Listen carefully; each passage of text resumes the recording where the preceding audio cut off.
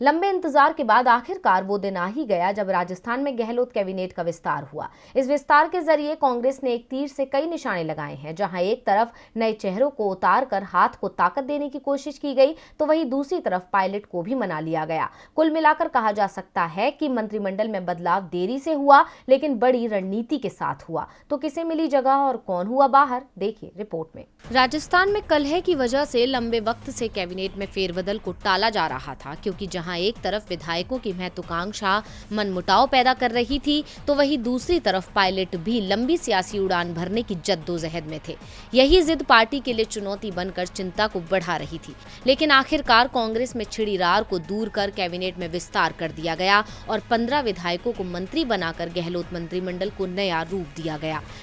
11 cabinet मंत्री, 4 राज्य मंत्री अशोक गहलोत कैबिनेट का हिस्सा बने हैं। इसी के साथ ही पायलट के साथियों को भी जगह दी गई है, जिससे दोनों ही खेमे संतुष्ट नजर आ रहे हैं। हालांकि कई विधायकों के अरमान जरूर बिखरे हैं, जो कांग्रेस पर गुस्सा जाहिर कर रहे हैं, लेकिन ज्यादातर नेता आलाकमान के फैसले से सहमत दिख रहे हैं।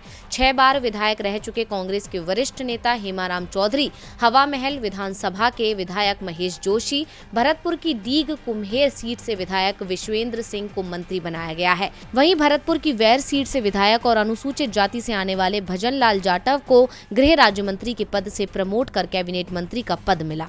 राजेंद्र सिंह गुड्डा, पायलट के करीबी मुरारी लाल मीणा और ब्रजेंद्र सिंह ओला ने राज्य मंत्री के तौर पर शपथ ली है। इसी के साथ ही महिलाओं में मुख्यमंत्री की भरोसेमंद नेता शकुंतला रावत और मुस्लिम कोटा के तहत जाहिदा खान को मंत्री बनाया गया।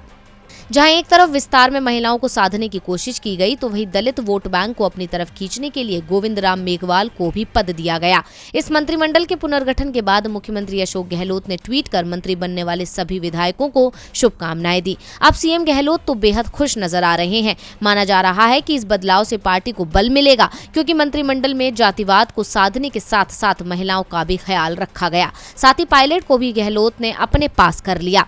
अब देखना होगा कि इस फेरबदल से कांग्रेस में कितना बदलाव आता है। डीवी लाइव की रिपोर्ट।